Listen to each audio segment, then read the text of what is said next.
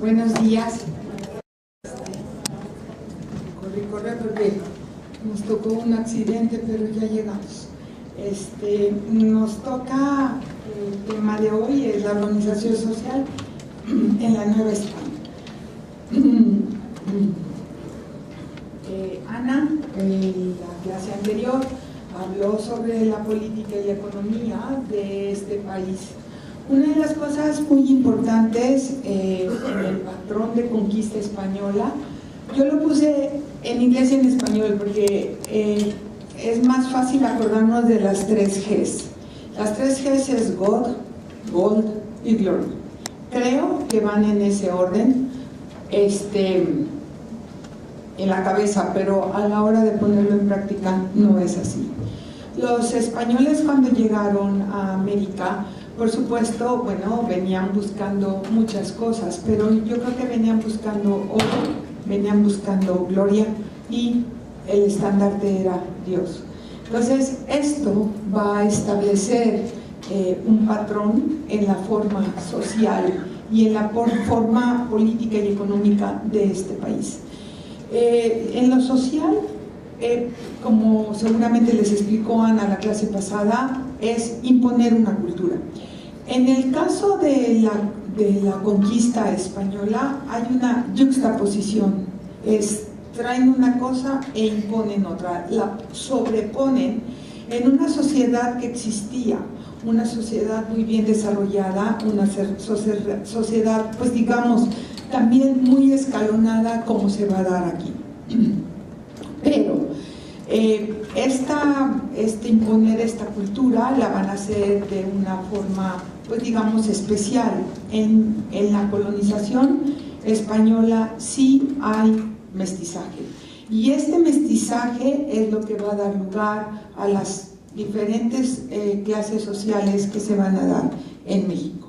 Pero también hay un sincretismo fuertísimo en esta región, que es con lo que voy a tratar de terminar la presentación de este día. Entonces, para iniciar, la sociedad novohispana, obviamente, que estaba conformada por estos pueblos tan establecidos, con una civilización y una forma de vida tan estable, a la hora de mezclarse y a la hora de haber una sobreposición, pues muchos de estos pueblos van a dejar de aparecer y van a dejar de existir. Y esto es lo que va a dar lugar, bueno, a esta nueva sociedad que somos nosotros. La organización social en América está compuesta básicamente por 3 razas. La blanca, que obviamente es la denominada de los peninsulares o de los europeos nacidos en España.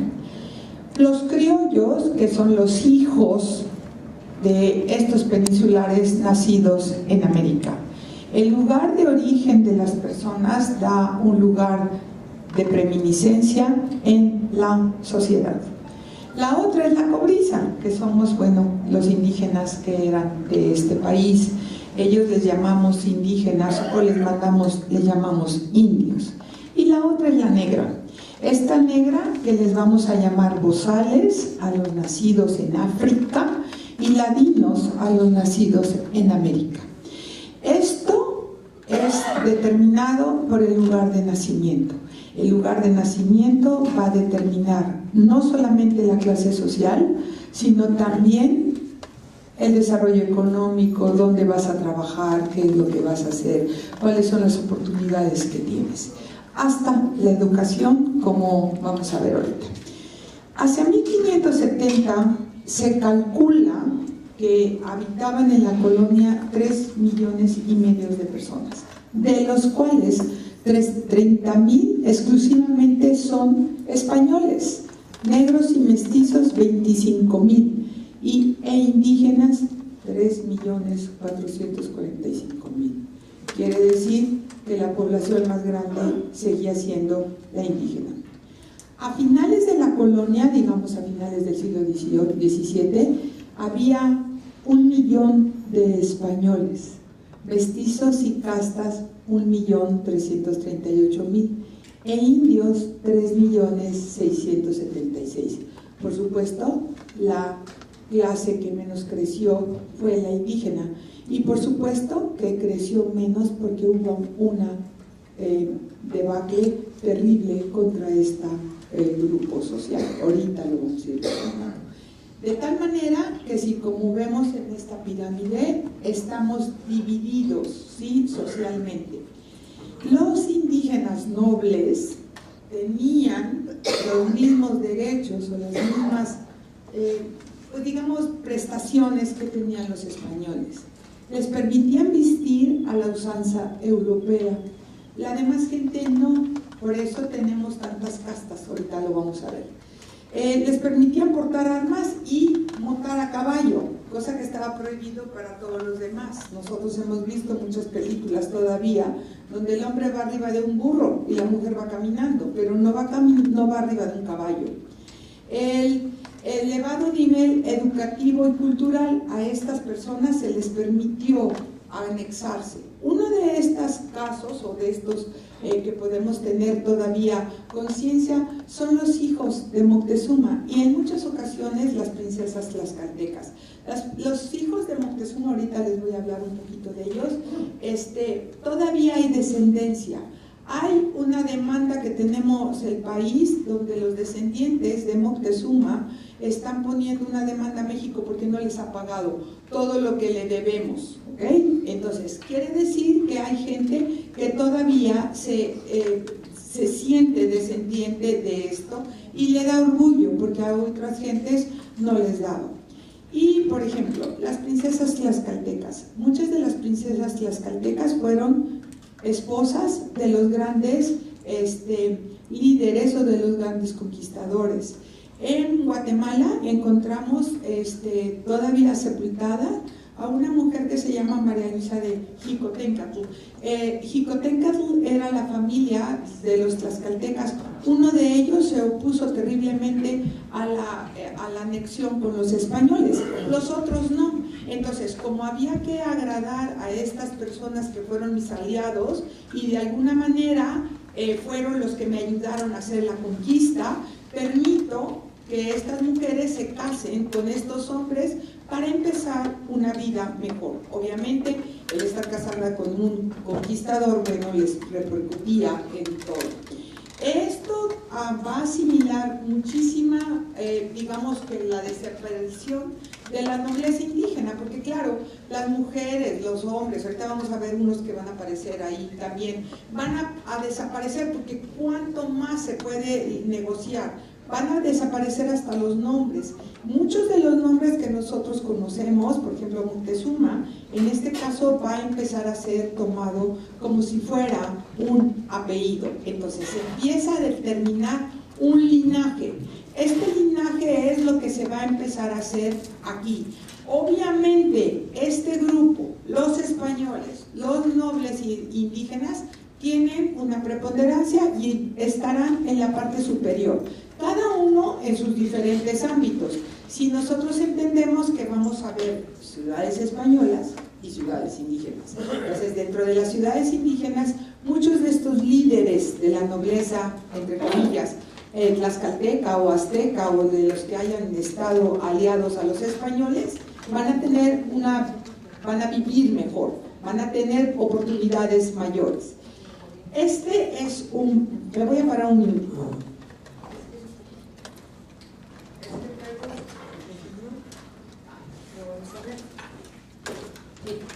Esto es un árbol genealógico. Obviamente no nos vamos a ir hasta allá, nos vamos a quedar aquí en Moctezuma. Moctezuma II era el Moctezuma cuando llegaron los españoles, fue el que murió, fue el que perdió, ¿sí? Pero él tenía una gran descendencia, tenía muchos hijos. Una de las hijas, la más importante, que en náhuatl se llama Miahuasoxin, pero también Jupixco, hay otros que le llaman así, pero en el idioma castellano, cuando llegaron los españoles y nos bautizaron a todos, le van a llamar Isabel. Entonces, esta Jupixco, esta Isabel, ¿sí? Bueno, la historia cuenta que tuvo varios maridos, tuvo 2 maridos realmente españoles, y de ahí hay una descendencia, pero el que a nosotros más nos importa es este, Hernán Cortés. Se supone que en un momento determinado, ella, que era una mujer muy, muy hermosa, era la hija, era la princesa azteca, la princesa, la hija del gran Moctezuma. La casaron primero con Cuitláhuac. Cuitláhuac muere a los días, se casa posteriormente con Cuauhtémoc, a Cuauhtémoc lo matan, y entonces queda viuda. Cuando ella se ve viuda, se ve acechada, o sea, la historia cuenta que Hernán Cortés la violó o cuando menos abusó de ella. De esa relación tienen una hija que se llama Leonor Cortés Moctezuma. Esta descendencia sigue prevaleciendo en España. Todavía se dicen descendientes de ellos y llevan los dos apellidos. Entonces, lo que a nosotros nos interesa aquí es esta muchacha que en un momento dado ella la repudia, se la da a Hernán Cortés. Hernán Cortés la va a criar, obviamente como pudo, ¿sí? Esta niña se casa con un español y su vida termina en España.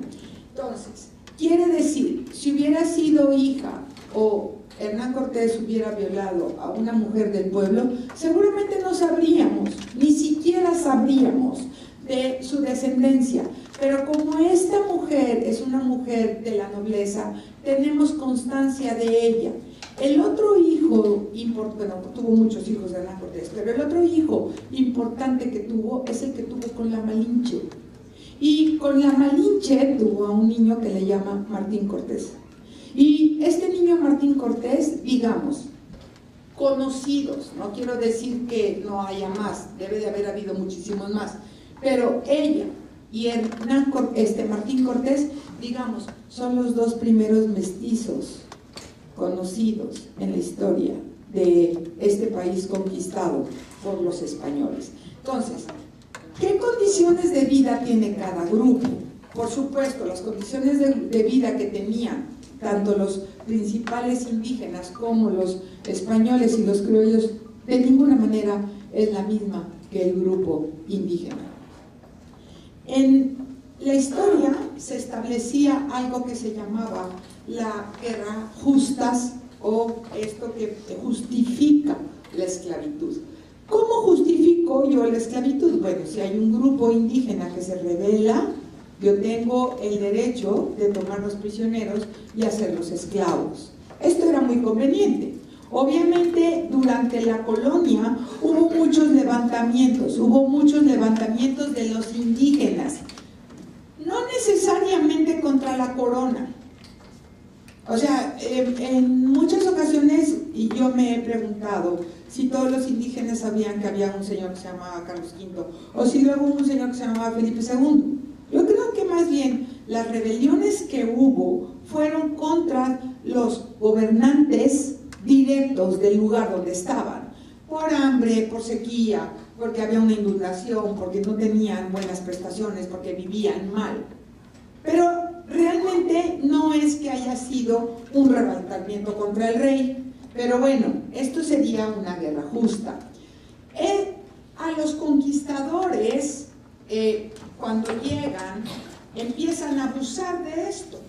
Pues no todos se levantaban y no había tantas rebeliones. Entonces, los conquistadores empiezan, digamos, a programar o a hacer una forma para poder tener este contacto o poder hacerse de esclavos. La primera son guerras simuladas. Ellos mismos las provocaban y esto, como es una guerra justa, pues obviamente me llegaban a hacer esto. Exigían a los caciques pago de hombres como tributo. ¿Sí? Aquí en Nuevo León hubo muchas gentes que se dedicaron a vender indígenas. Iban, por ejemplo, aquí al Guajuco, tomaban prisioneros a los indios y los vendían. ¿Sí? Muchos se iban también a las Antillas. Y se iban a las Antillas porque la situación en las Antillas era deplorable. Realmente los españoles casi exterminaron a toda la población de antillana. Entonces tenían que repoblar para poder tener mano de obra. Y entonces muchos de los de aquí se fueron para allá. Entonces, trabajaban para ellos en las minas y en la tierra, o los vendían, ¿sí? Obviamente esto, al traerlo yo como esclavo, yo era dueño de tú y te puedo vender o te puedo exigir que trabajes. Hay un tráfico terrible de esclavos. El precio por indígena era de 4 pesos. El negro valía 50 o 60 veces más, ¿sí? La esclavitud se terminó de facto en 1530. Por supuesto, se dio en muchas ocasiones. Una de las formas en las que el español organizó la llegada, cuando los españoles llegaron aquí, yo creo que es, como debe de haberlo dicho Ana, yo creo que Hernán Cortés, sí, efectivamente es un gran conquistador, sí, efectivamente nos medio mató, pero creo que también es un gran administrador. Tuvo que reorganizar, yuxtaponiendo esta sociedad de la que hablábamos, yuxtaponiendo sus leyes, yuxtaponiendo su forma de gobierno. Era la forma que él conocía, pero obviamente uno de los problemas más serios es la tierra. Si regresamos al cuadrito de las 3 GOT, ahorita vamos a ver cómo para ellos tener tierra, tener síntoma de propiedad, es riqueza, es poder. Para los nuestros no. Entonces, ¿cómo yo, rey, puedo halagar o puedo agradecer o puedo de alguna manera reconocer a los conquistadores? No tengo dinero.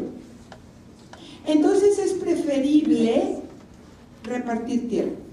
Entonces yo reparto tierra. Esta repartición de tierra se llama encomienda. Fíjense los nombres. Es una encomienda. ¿Quién se la encomienda? El rey. Yo te doy esta tierra para que tú la trabajes. Esto le va a dar a Carlos V la manera de asegurarse la posición de las tierras. ¿Cómo me puedo asegurar yo que esta tierra va a estar trabajada y va a ser de España? Si yo se la doy a uno de mis conquistadores. Entonces se lo doy. Esto implica la cesión de derechos del rey al conquistador. Pero estas tierras, no nada más se le daba la tierra, se le daba a un grupo de gente, de indígenas, para que trabajaran la tierra. Eso es esclavitud. Ellos no tenían la opción de salirse. Por supuesto, hemos visto pinturas y hemos visto cosas terribles en donde muchas veces hasta los marcaban como si fueran vacas o animales con el sello del encomendado, del encomendero, para que no se les escapara. ¿Qué les decían a los encomendados? Bueno, el encomendero tenía que cuidar, ahí les va, darles de comer, darles una casa, ¿sí? Y evangelizarlos. Lo más importante es la evangelización. Entonces, los encomendados trabajaban de sol a sol, pagaban tributo. El que paga el tributo es el indígena, ¿verdad? El encomendado, ¿sí? Ellos hacían un trabajo pesadísimo que era, como tamemes, acarrear, ¿sí? Todo lo que había de los pueblos a las minas o a las haciendas. Este trabajo, que era de muy jornadas larguísimas y pesadísimo, provocó que mucha gente muriera. La gente no estábamos acostumbradas a este tipo de trabajo. Otra cosa que también hizo que disminuyera mucho la población fue, no nada más esto, el trabajo interno. O sea, nosotros estamos mucho, como decimos ahora muy elegante, a vivir outside. Bueno, ahora en la vida de los españoles es inside. Por ejemplo, las minas. Métete a una mina, baja el cuerpo humano y la gente no estábamos acostumbrados a eso, y eso va a causar muchas muertes. Otra de las cosas es el despojo de sus tierras. Debe de haber sido sumamente doloroso. Piensen en Cupixco o piensen en como quieran llamarle a la hija de Moctezuma, que era la princesa del reino más importante. los españoles, para nosotros sí. Ver que matan a tu padre, que humillan a tu padre, que desbaratan todo, porque no llegaron a hacer una asimilación, no, llegaron a destruir. Entonces, yo creo que hay un libro maravilloso de León Portilla que se llama La visión de los vencidos, pues ahí se ve el dolor, la tristeza, la depresión, llamémoslos con los términos modernos que tenemos en la actualidad para la psicología, pero de una u otra manera eso se llama dolor, eso se llama humillación. Entonces, el pueblo, al perder esto, pues obviamente también muchas veces pierden hasta las ganas de vivir. Y por último, el efecto negativo que se produjo en las tierras al convertirlas de ganadería, se lastimaron muchísimo los sembradíos. Nuestro pueblo está acostumbrado a ser agrícola. La ganadería llegó con los españoles, nosotros no la conocíamos. Esto también va a cambiar, va a trastocar la forma social en nuestra vida.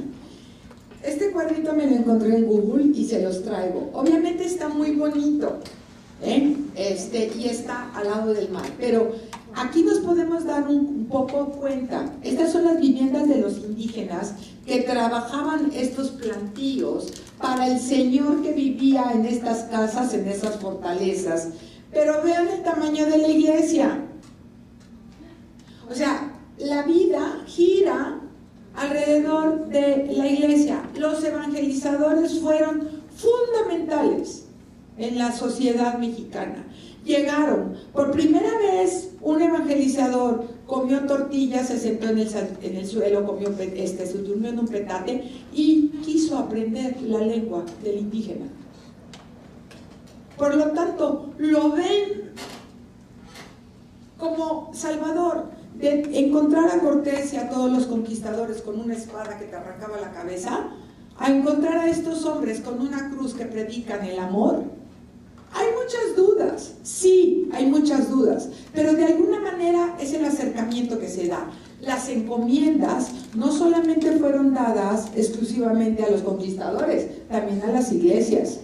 Las iglesias hicieron un trabajo extraordinario social. No nada más enseñaban la evangelización, enseñaban los diferentes, cómo cultivar, los diferentes talleres. Estas obras maravillosas que tenemos de arquitectura, de cultura, las hicieron los indígenas con una supervisión o con una enseñanza del sacerdote. Pero es mano indígena que aprendió a tallar la madera, a trabajar la tierra, a hacer sombreros, a hacer cosas que en nuestra vida de Dios la habíamos visto y que teníamos que tratarla. Entonces, hay muchísimos talleres, muchísimas formas de vida que aparecen en estos lugares. Entonces, esta forma, había una jurisdicción, obviamente. Los conquistadores no llegaron y dijeron, yo voy a hacer la encomienda. No. Hay una jurisdicción. Recuerden que las leyes vienen de España. Entonces, la primera ley que se va a dar es la ley de Burgos. Se da en 1512. Esta ley es la que acepta que se establezcan los encomiendas.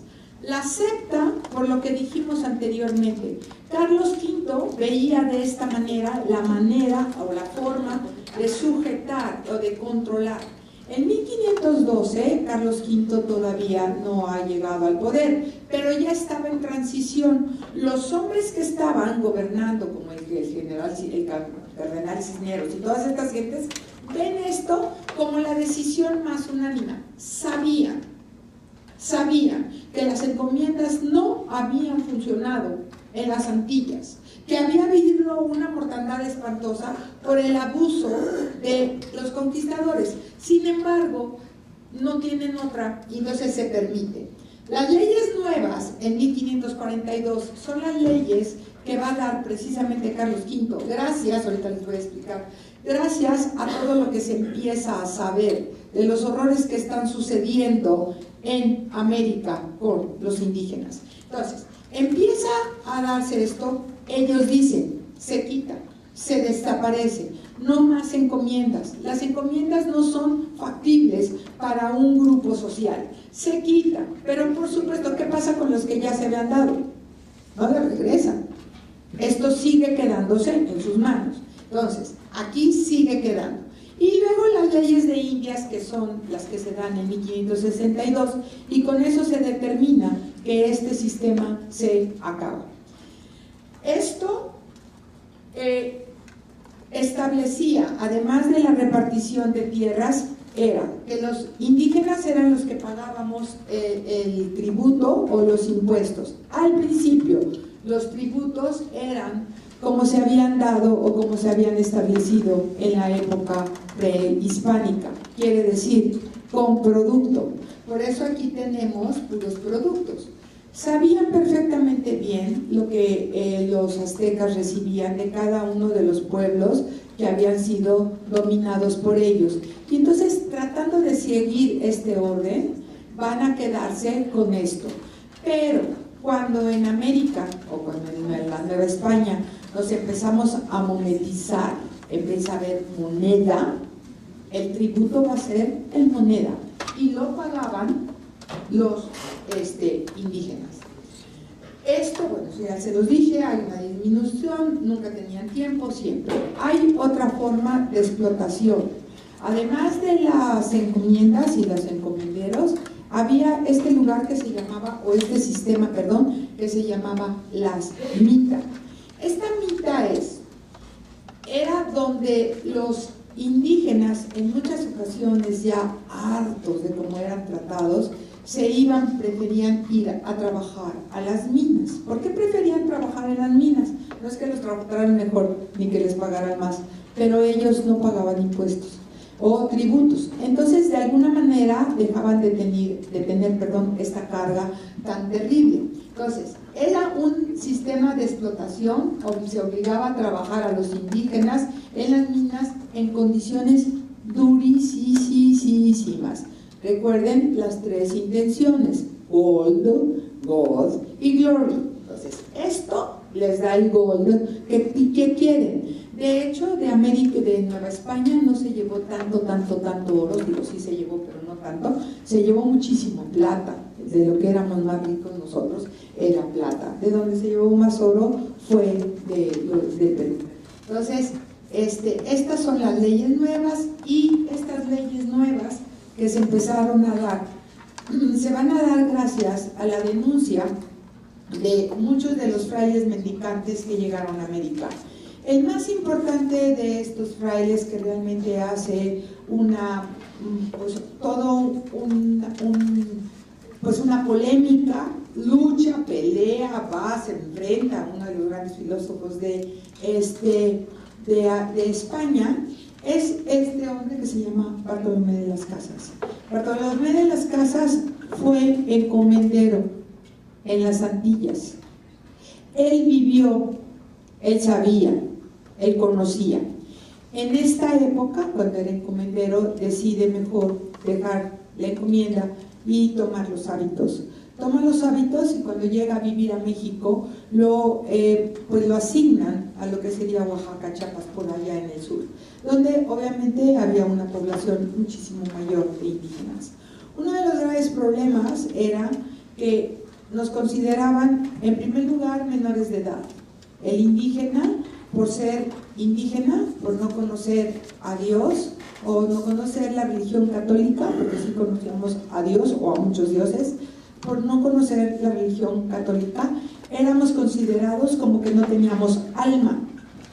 Hay una película maravillosa que se llama La Misión, que además de que los galanes están bien guapos, la música es espectacular, pero ahí se ve. Esto es en Brasil, esto es una conquista portuguesa, pero ahí se ve cuando un niño, llega el padre y le dice: lo que pasa es que no tienen alma, y el sacerdote le dice: canta, y canta como los ángeles, y le dice: ¿tú crees que una persona que no tuviera alma o que no tuviera espíritu podría cantar de esta forma? Entonces, esta es la forma, esta es la vida, así era.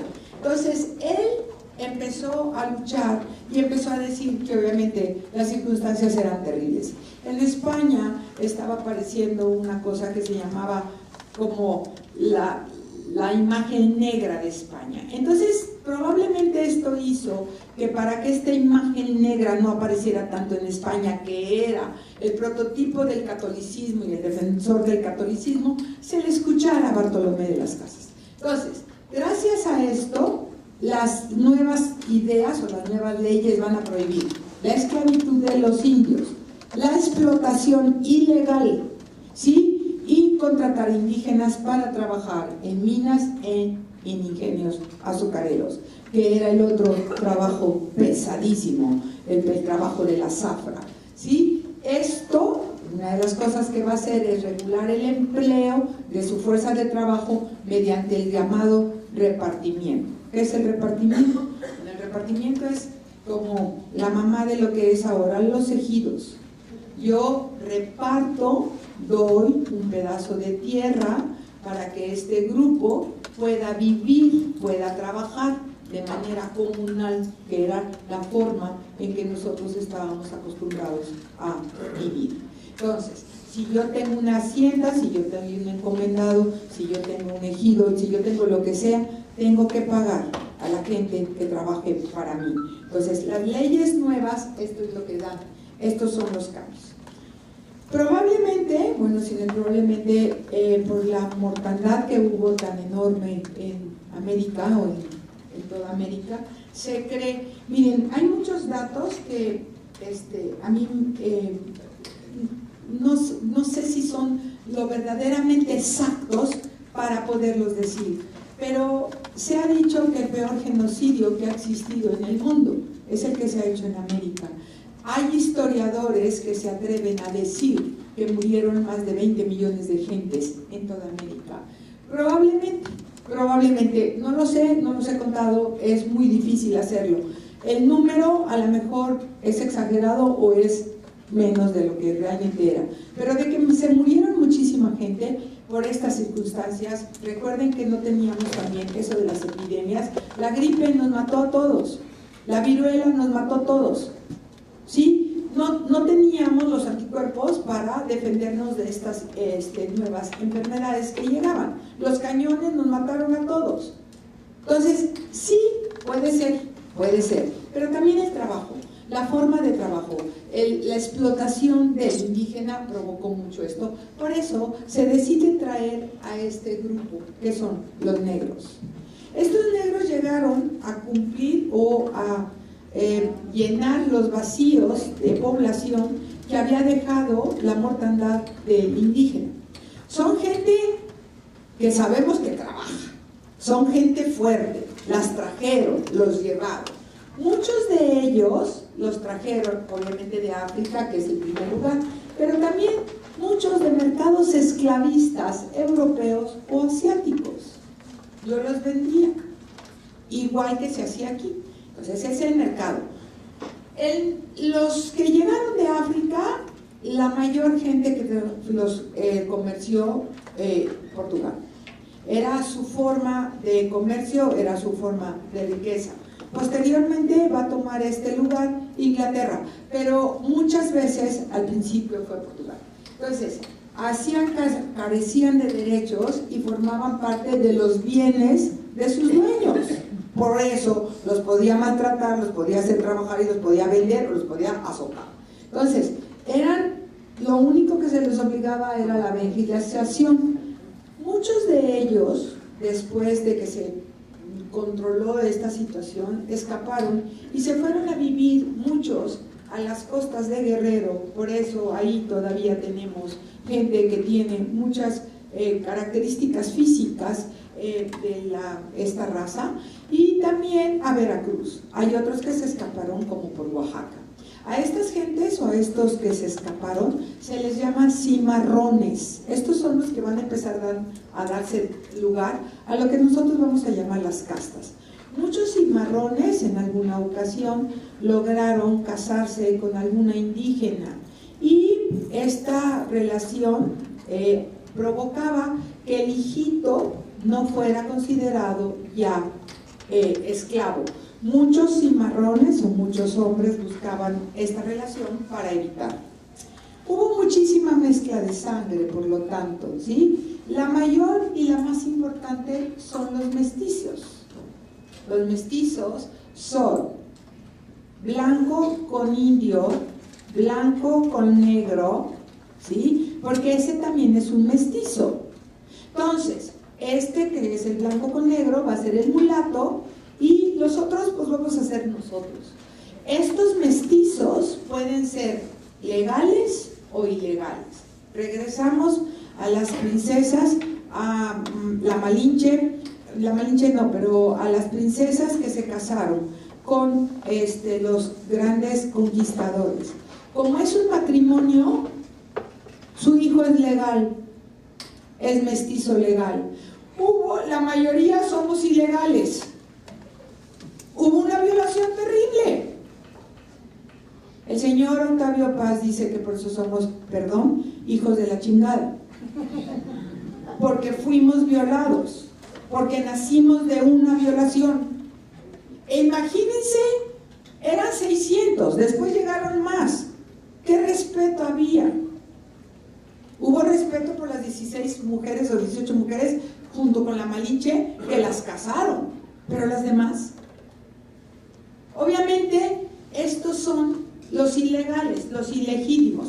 Como la religión católica no lo permite, pues estamos, por eso el hijo de Martín Cortés se llama Martín Cortés ilegítimo. Y así lo ven en todos lados. Es un estigma, ¿sí? Que esto también va a marcar a la sociedad muchísimo. Veo, estas mezclas van a provocar las castas. Son los hijos de individuos negros e individuos de demás razas o mezclas. El negro con el blanco, el cimarrón, con una negra, con una indígena, y vieron todos estos. Teníamos 32 castas, muchísimas mezclas, muchísimas mezclas. Si un criollo se casaba con un criollo, era criollo de segunda. O sea, hay muchas mezclas.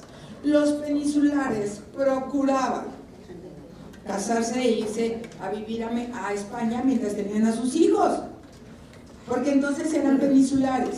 Probablemente eran menos listos, pero habían nacido en España.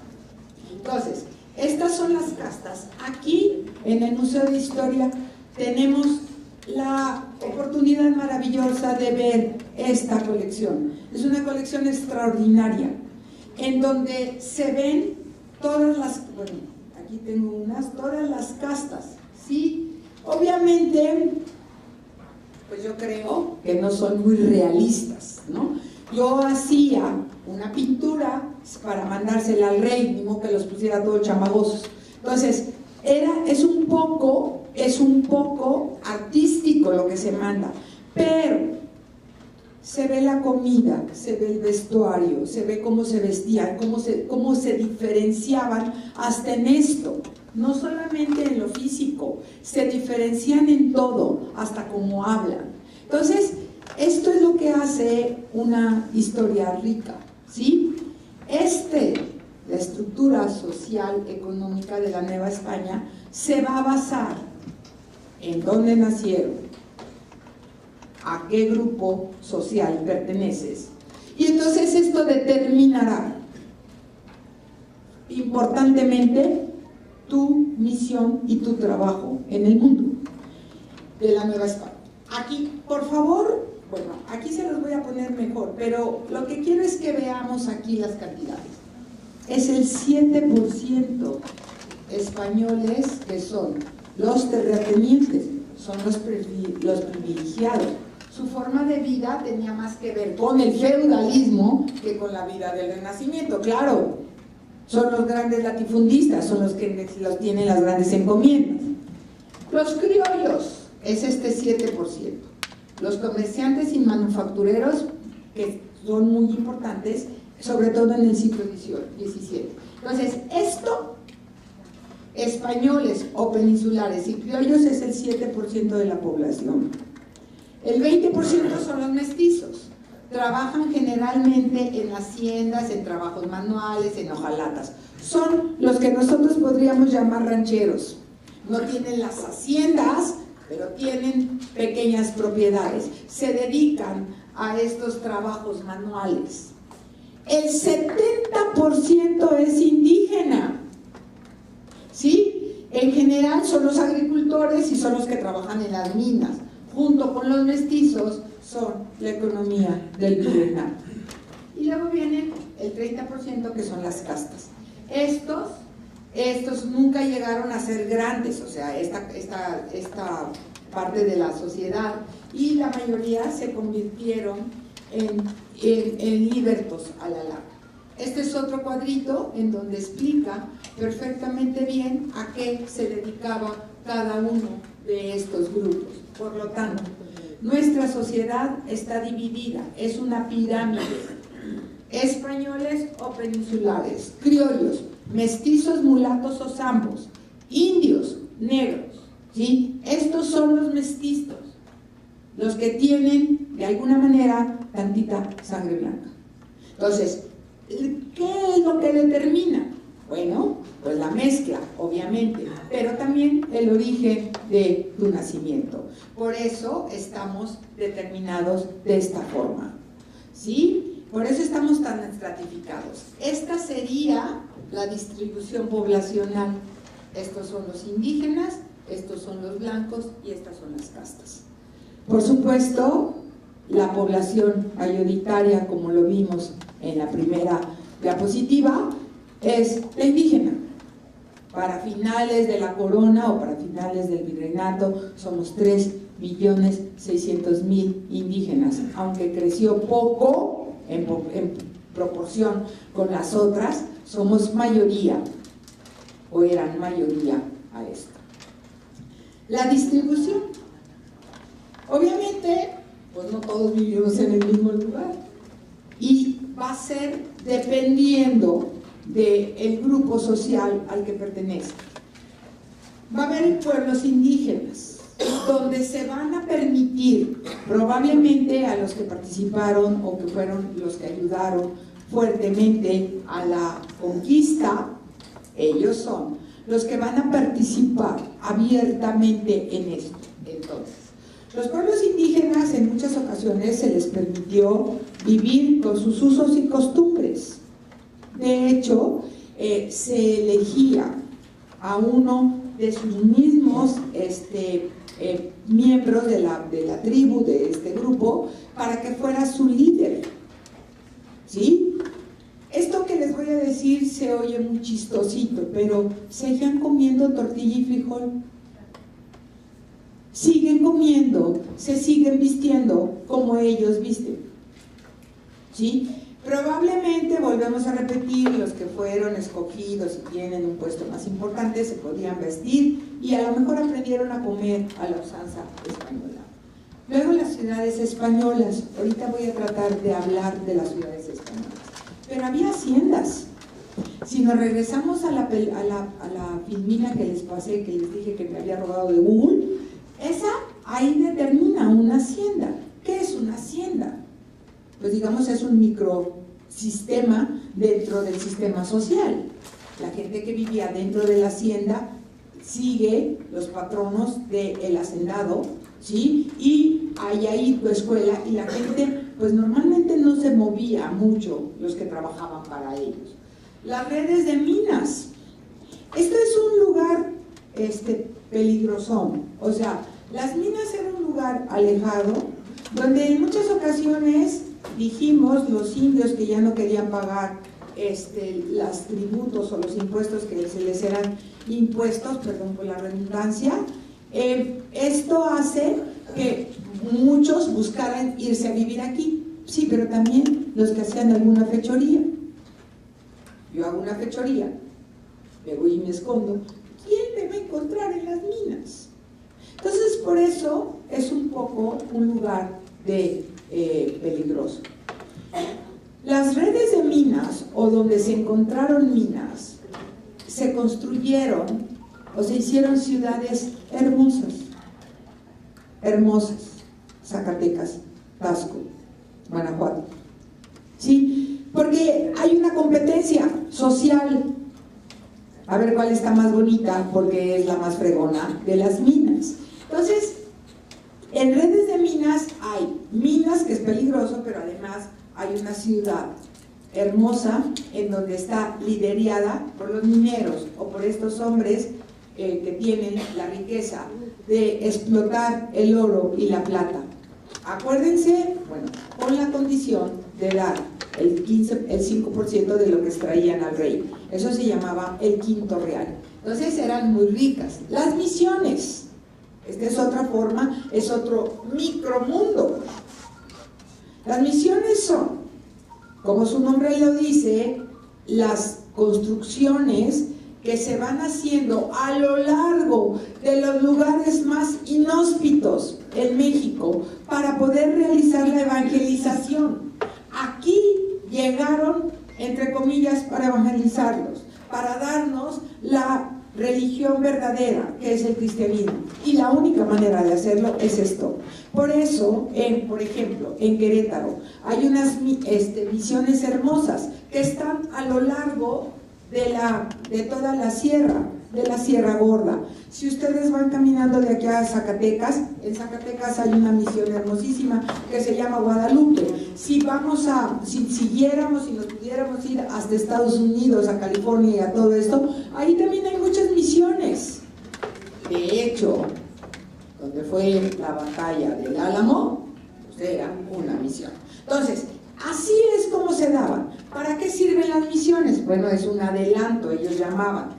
Yo, que era un misionero, sabía que caminaba 100 kilómetros y iba a llegar aquí. Estas misiones no solamente servían como lugar de evangelización, hoteles, bueno, hospedaje, ¿no? Si yo voy caminando, yo sé que aquí puedo llegar y resguardarme. Pero estas misiones también tuvieron, además de evangelizar, enseñar los diferentes, pues llamémosles oficios a la gente que vivía en ese sector. Yo creo que esto hace que nuestra sociedad tenga un acercamiento extraordinario con la iglesia. Yo siempre he dicho que no es fortuito que nuestro independentista sea sacerdote. ¿A quién más íbamos a seguir, hombre? Presidios también había. La gente que se portaba mal y no se les escapaba a las minas, había estos lugares donde iban a tener las cárceles. Una de las cárceles más importantes fue San Juan de Ulúa. Ahí era a donde mandaban al Chapo Guzmán, o sea, los más malos que mandábamos ahí. Era una cárcel terrible, se supone que era inexpugnable y nadie se podía escapar. Entonces, estos son los presidios y esto hacía que, por supuesto, pues siempre estuviéramos divididos. No solamente esto marca muchísimo el lugar donde se dé. México, la parte sur de México, es una parte donde vive mucho más grupo indígena. Por eso, la sociedad, el desarrollo de las ciudades del sur es totalmente diferente al desarrollo de las ciudades del centro. En el centro van a ser ciudades más españolas, sobre todo la Ciudad de México. Pero hay ciudades que viven, por ejemplo, no solamente la Ciudad de México fue la ciudad esplendorosa que se dio. Oaxaca fue esplendoroso con otro sistema. Yucatán creció en su forma, pero Yucatán y, por ejemplo, Campeche, como están tan lejos, pues son más autónomos, son más libres. Lo mismo que Nuevo León. Nosotros que estamos lejos y que a la gente le da miedo venir por los ataques de los indígenas del norte, bueno, eso hace que vivamos un poco más libres, a lo mejor más alejados de lo que sería el desarrollo colonial, pero también de otra manera más autónomos. Pero había ciudades, como las ya les dije, las mineras, que había un esplendor maravilloso. Puebla, Oaxaca, Guadalajara, que es toda esta zona del Bajío, Zacatecas, ¿sí? Son ciudades maravillosamente hermosas. Hay haciendas hermosas que todavía siguen siendo lugares que podemos ir a visitar. Entonces, digamos, hay una pirámide social. De esta pirámide social vamos a conformar ciudades, pero también la población que mayoritaria o que habita en ciertos lugares también va a marcar a la sociedad de ese lugar. Lo podemos ver hasta en la comida, ahorita vamos a hablar de eso, pero esto es la sociedad que se está conformando. Lo único que no tenemos es homogénea. Somos totalmente diferentes, por eso siempre han dicho que México somos un país de mosaico, cada uno somos diferentes. Las ciudades novohispanas, estas ciudades importantes, repito, Veracruz es importante, pero la verdad es que en Veracruz nunca hubo estas maravillosísimas construcciones, bueno, nada más que San Juan de Ulúa, porque yo creo que por el calor y por lo inhóspito del lugar los corría. Entonces, muchísimas de las ciudades más bonitas, bueno, es donde se da este clima templado que permite que la gente viva mejor. Entonces, la ciudad novohispana son ciudades y villas. Se hacía en torno de la Plaza Mayor, como lo hemos visto, la iglesia y el cabildo. Vamos a poner la Ciudad de México. Es el reflejo de la vida urbana europea. Acuérdense de la yuxtaposición. Hay un diseño urbanístico de damero, quiere decir de cuadritos, ¿sí? Todo es un cuadrito. Y todo es así. Si ustedes van a la Ciudad de México, así es el centro. Es un caos. Cuernavaca es un caos, ¿sí? Pero así es, así está todo construido. Entonces, esta es la traza de la Ciudad de México. Si nosotros vemos, esta es la Plaza Mayor. Cuando se empezó a repartir, estos pedacitos de tierra se llaman solares.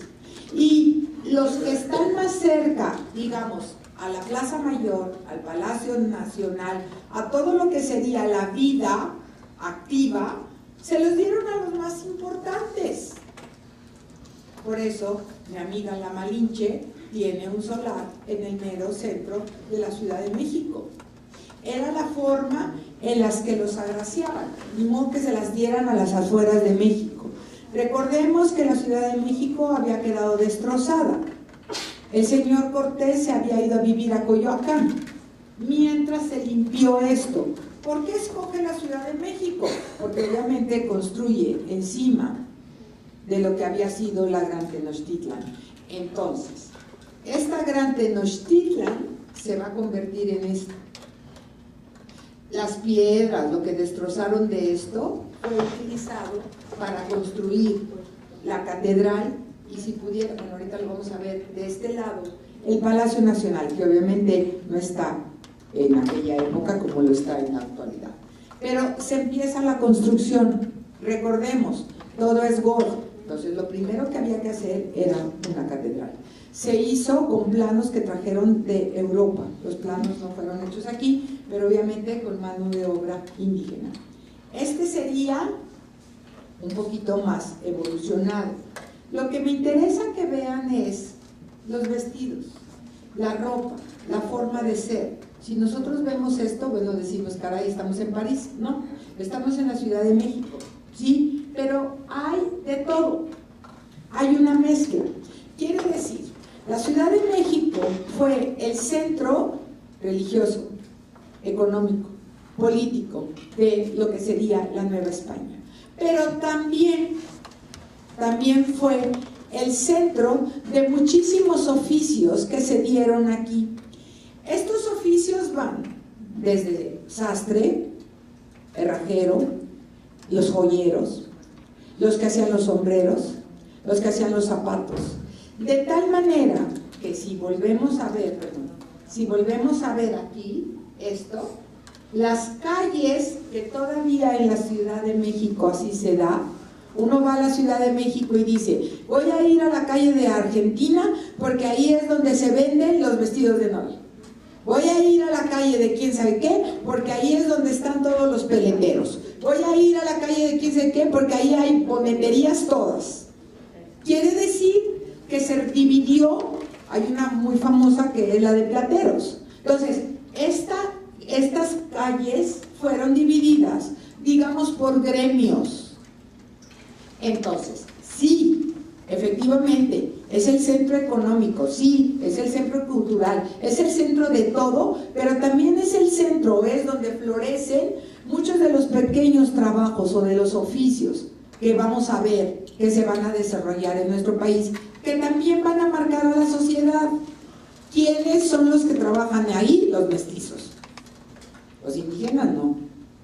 Los indígenas trabajan en las casas, trabajan en otra forma, ¿sí? Entonces, esta es la Ciudad de México y el régimen de propiedad, también marcado por cómo vivías, cómo nacías, de la clase social a la que pertenecías. El español es el que tiene la tierra, es un medio de riqueza y de poder. Para el prehispánico, el oro, la tierra, no es importante. No quiere decir con esto que yo sea más rico o más pobre. Es para alajarme. Vivo en comuna. Las cosas son para el bien comunal. Acuérdense de lo que hablamos en la clase pasada. El Tepochcali, el Calmeca, los Calpulis, o sea, cómo estaban divididos, cómo vivían.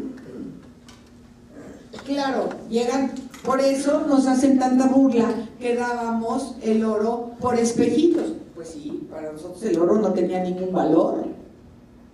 Tenía valor para alajarme, para que yo pudiera demostrar que soy muy guapo y muy todo, pero no para otra cosa. Entonces, la corona va a reglamentar la propiedad. Esto ya lo dijimos. En las encomiendas, por ley se quitan, se divide en privada para la nobleza y en comunal o parcela y milpa para el pueblo, que era lo que decíamos anteriormente, que era el repartimento. ¿Para qué lo hacen? Para protección. Se fija un espacio reservado al fondo legal, que es esto, elegido. Los españoles prohibían establecer sus tierras en estancias a las inmediaciones de las tierras de los indígenas, porque si no, se las hubieran quitado, como sucedió muchísimas veces. Entonces, separadas. Esto también provocó que se hicieran pueblos indios y pueblos españoles. Por otro lado, se dieron mercedes reales. Esto quiere decir se regalaba tierra, la donación de la corona, era por derecho de vecindad. A fundar un pueblo se dividían en varias partes. ¿Cuándo se requería fundar un pueblo, hacer un nuevo estado, hacer un reino? Era el reino de León, que es donde nosotros habitamos. Tenías que ir a España y en España decías: es que es necesario crear un reino nuevo porque es un territorio muy grande, porque estamos muy alejados, no hay un gobierno, etcétera, etcétera. Se llevaban las mediciones. Las mediciones que se llevaron del estado de Nuevo León salían por el Golfo de Cortés. O sea, no teníamos mucha idea de lo que hacíamos. Pero claro, se llevaba a España y por una bula el rey autorizaba la creación de los reinos o de las villas o de las ciudades. Todo dependía del número de población que existía, ¿sí? Y bueno, lo otro es porque yo te lo regalaba porque te habías portado muy bien. Entonces, estos dones, estas tierras van a dar lugar al latifundio. Por eso cuando empezamos dijimos que se vivía más como en la era feudal. Tenían muchas tierras, tenían gente que les trabajaba, estos peones a lo mejor ya se les pagaba o no se les pagaba, pero estaban y vivían al amparo del hacendado, del ranchero, de las minas, y esto hacía que hubiera una dependencia terrible por parte de él. ¿Qué había dentro de esto? La capilla, ¿sí? Muchas veces hasta el molino. Esto provocó un gran comercio en nuestro país. Hubo un comercio extraordinario. Este comercio estaba designado para los criollos. Los criollos son los que van a desarrollar un sistema extraordinario de comercio y de libertad o de autonomía con respecto a la corona. A esto se le llamaba el consulado. Ellos no le pagaban, digamos, los impuestos de aduana a España, y sí los cobraban aquí. Aquí, por ejemplo, aquí en Nuevo León hubo muchas aduanas, en el Nuevo Repueblo, en la colonia Independencia, ahí había aduanas internas, y aquí pagaban, y tenían que pagar. Entonces, hay un comercio, hay una relación, hay formas de vida de diferente forma. Volvemos a la educación. No todos estaban educados igual. Por supuesto que no todos tenían el derecho o el privilegio de llegar a esto. El indígena, olvídenlo si pueden. Ellos no tenían ningún acercamiento a lo que sería. Yo puse aquí esto. Las escuelas, van a haber escuelas para todo, va a haber diferentes escuelas, se van a hacer las escuelas desde que llegan los grandes evangelizadores. Ellos son los que se van a empezar a preocupar por la educación del pueblo. Entonces, la doctrina de los niños, la doctrina en las escuelas, los cantores y ministriles y la doctrina de los domingos, todo es doctrina, todo es doctrina. Aquí, como eran los hijos de los principales, aquí sí se enseñaba a leer y escribir. Aquí también se les enseñaba a leer y escribir. Esto es para las clases altas, para los peninsulares, para los criollos y para la nobleza. Este es otro cuadrito que les puse. Estas son las doctrinas de las escuelas, ¿sí? Ayudar el régimen de sus pueblos y para el servicio de las escuelas, educados por los frailes. Normalmente las escuelas, sobre todo al principio de la colonia, fueron creadas por los evangelizadores. Estos evangelizadores, como Pedro de Gante, que empezó a preocuparse. A lo mejor las primeras escuelas eran para enseñar oficios, está bien, técnicas, está bien. Era la manera en que se hacía la evangelización. Obviamente la sociedad está marcada por la evangelización. Establecer un sistema religioso en nuestro país, o una religión como era la católica, no nada más determina que me sepa persignar, también determina la forma de vida. Tengo que ir a misa los domingos, tengo que ir al catecismo, tengo que aprender lo que es una posada, tengo que aprender lo que es todo lo relacionado a la iglesia. Todas las cosas que se hacen alrededor de la iglesia son maravillosas, porque ahora nos han quedado como tradiciones. La piñata, porque tenía 7 picos, ¿sí? Porque son los pecados capitales, y sale toda esta abundancia que era la fruta. Ahora no sale, pero así salía todas estas riquezas, ¿no? Esto es el significado. Las pastorelas, ¿por qué? Era la manera en que los misioneros entendieron cómo educar sin mencionar a Dios, para que no les causara una mezcla en la cabeza. Pero tienen una labor extraordinaria. Este es Pedro de Gante, este es Vasco de Quiroga. Vasco de Quiroga, en toda la zona que es Michoacán, ahí va a ser colegios extraordinarios.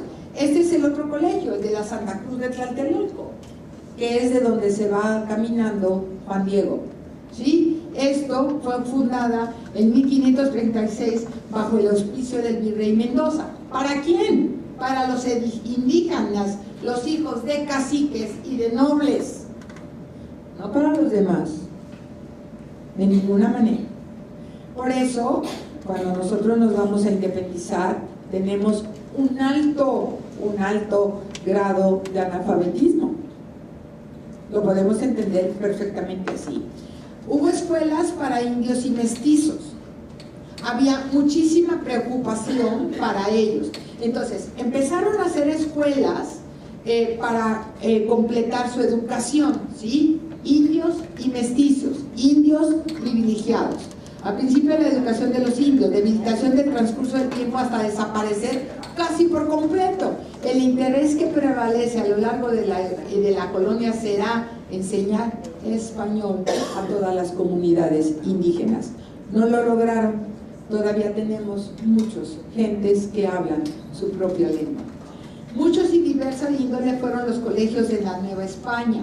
Hubo colegios, todos conventos o monasterios de cierta importancia. La ley de Burgos tiene un interés especial, aquella ley que también autorizó las encomiendas, también autoriza esta ley para que sean educados.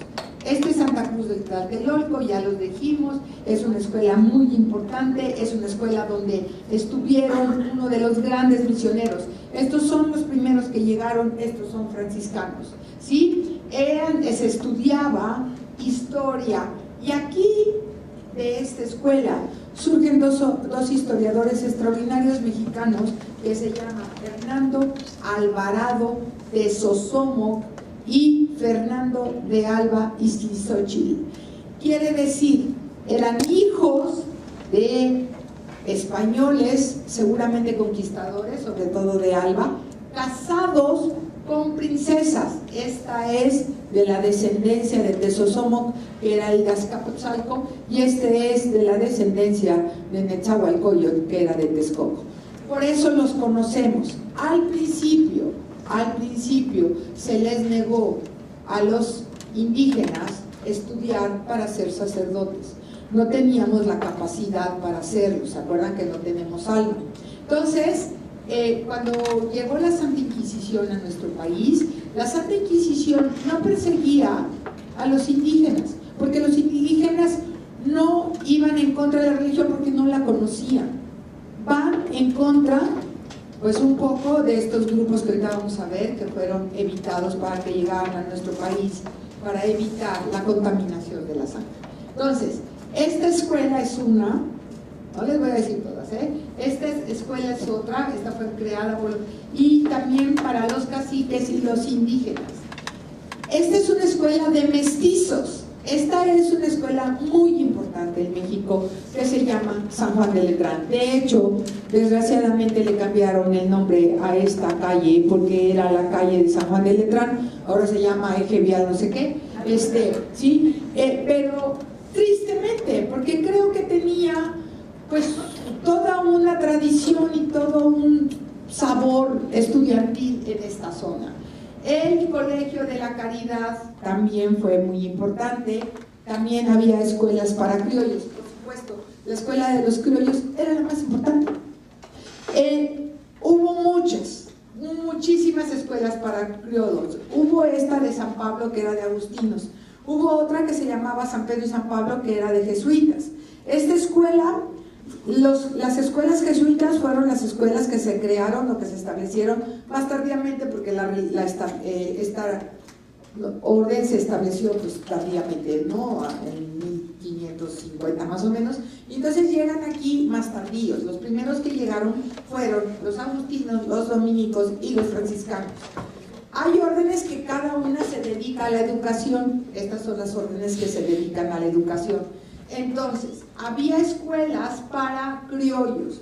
Esta de San Pedro y San Pablo fue tan importante que en algunos momentos tuvo una rivalidad muy fuerte con la universidad. Tenían un nivel educativo extraordinariamente alto. También hubo escuelas para niñas, sobre todo la más famosa fue esta de las vizcaínas, que ahora se hacen bodas ahí hermosísimas en estos conventos. Ahí estudió la señora Josefa Ortiz de Domínguez. Entonces, hay también escuelas para niñas. Estas serían para niñas, digamos, con un nivel alto. Había algo que se llamaba las señoritas.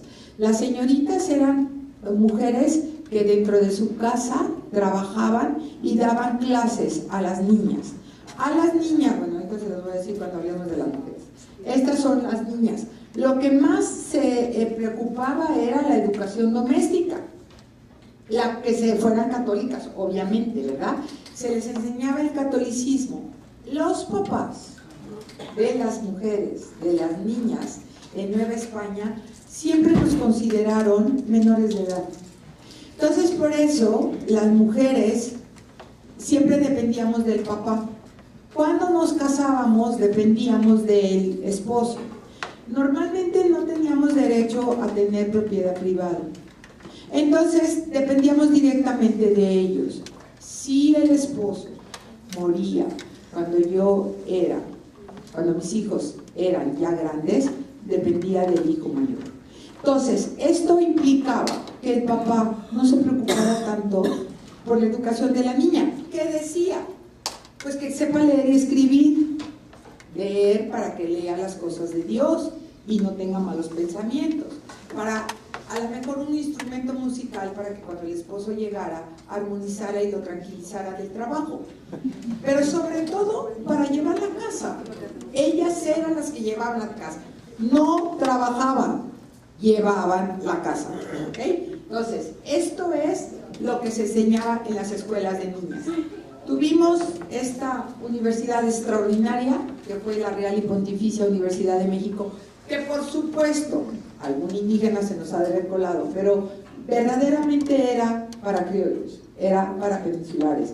Tuvimos un nivel extraordinario, fue la segunda universidad que se creó en América.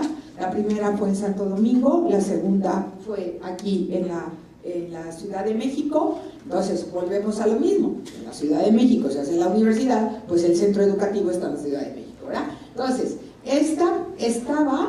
tenía la misma forma que la Universidad de Salamanca, y esto era lo que hacía que se dieran, había 5 facultades, la de artes, que era lógica, física y metafísica, teología, los cánones, leyes y medicina. Los grados era bachiller, licenciado, doctor. Hay miles de historias, hay miles de novelas encantadoras de estos hombres que sus papás hacían un trabajo insólito para que se fueran a estudiar y se parrandeaban y se gastaban el dinero, y todas estas historias que han sido en Salamanca, en todos lados y también en la Ciudad de México. Entonces era todo un honor ser aquí. Ahora, este grupo o la sociedad en sí va a procurar la pureza de sangre.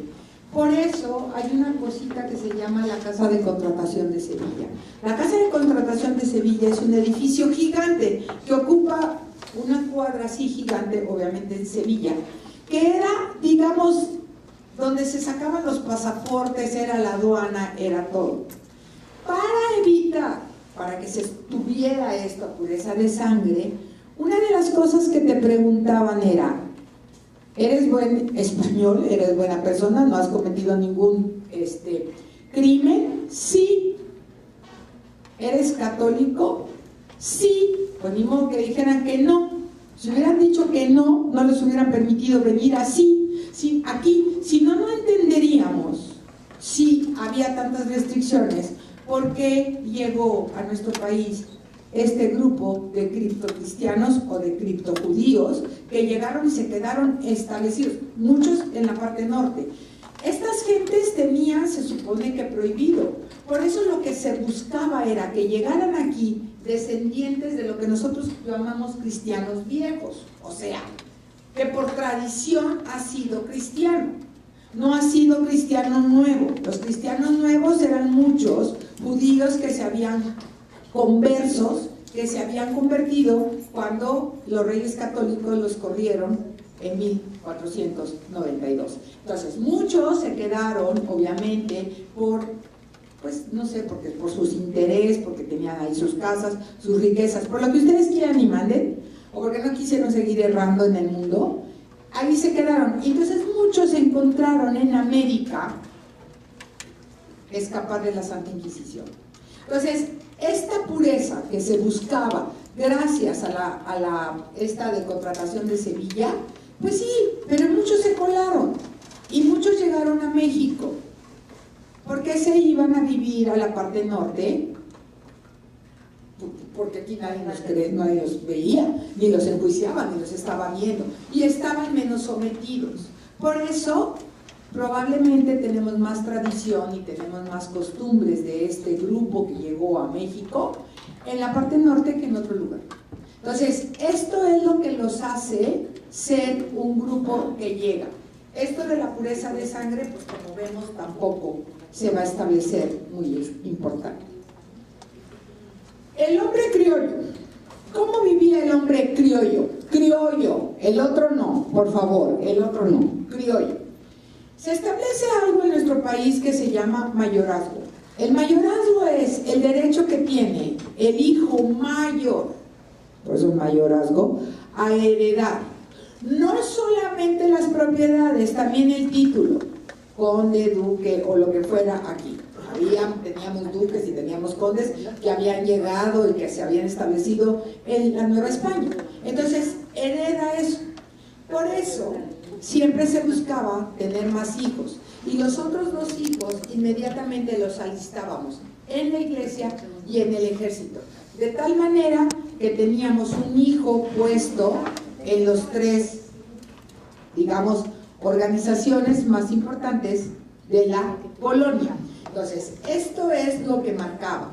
Este es el hidalgo. Se vestía, pues, como hidalgo, no como pueblo, ¿sí? Entonces, por ello era importante encontrar un lugar social a través de la hidalguía. ¿Qué es la hidalguía? Bueno, los hidalgos son unas personas un poco simpáticas. Piensen en Don Quijote de la Mancha, ¿sí? Él es un hidalgo. Los hidalgos probablemente tuvieron alcurnia en algún momento. Son hijos de algo o de alguien. No tienen dinero, pero tienen otra peculiaridad. No les gusta trabajar con las manos, porque eso no es de un hidalgo. Don Quijote de la Mancha no tenía ni en qué caerse muerto, pero tenía a Don Sancho, que era el que le trabajaba. Esto es lo que llega a México. Entonces tenemos muchos hidalgos, tenemos gente que a lo mejor estudió, que son preparados, pero no trabajan manualmente. Esto no estaba bien, ni menos un trabajo donde tenías que sudar. No es de hidalgo. Puedes ser escribano, puedes llevar los libros, puedes hacer muchas cosas, pero eso no, ¿ok? Entonces, esta es una forma que se da en nuestro país. ¿Cuál era la costumbre? Bueno, pues salían a trabajar en su vida cotidiana. Si se dedicaban a llevar los libros, llevaban los libros. Si era abogado, si era médico, era médico. Hacían lo que tenían que hacer. Concurrían a tertulias en las tiendas, o sea, en las grandes tiendas, en los lugares donde había una tiendita, ahí se juntaban. Daban vueltas o paseos en la plaza, en las calles. No había mucha seguridad, sobre todo al principio, estaba demasiado oscuro. Entonces, esto también propició pues algunos asaltos. Acuérdense que se ponían las capas así, y esto hacía que pudiera haber algún malhechor y no supieras qué fue. Algunas veces, bueno, iban a lugares de visitas que se llamaban tapadillos, a lugares de mujeres alegres o tabernas donde corría el vino y la felicidad y jugaban naipes, ¿sí? Entonces, siempre se ha dado, siempre ha existido, aquí vivía. Esta era el hombre. Ahora la mujer. Yo creo que la vida de la colonia era más aburrida, por favor. Yo a veces digo muchas tonteras, pero yo creo que era más aburrida que la vida de prehispánico. A lo mejor en el prehispánico trabajaban más, pero salían, se divertían, oían, aprendían, participaban. Aquí no tanto. Sobre todo al principio. Ahorita vamos a ver cómo va a haber muchos cambios. Había dos alternativas para las mujeres. O te ibas o te casabas, o era conventual. Todas las mujeres que venían a México venían casadas, aunque fuera por poder. Éramos una mala influencia las mujeres solteras. Podíamos causar malos pensamientos alrededor. Entonces, para evitarnos eso, o nos metían al convento o nos casaban.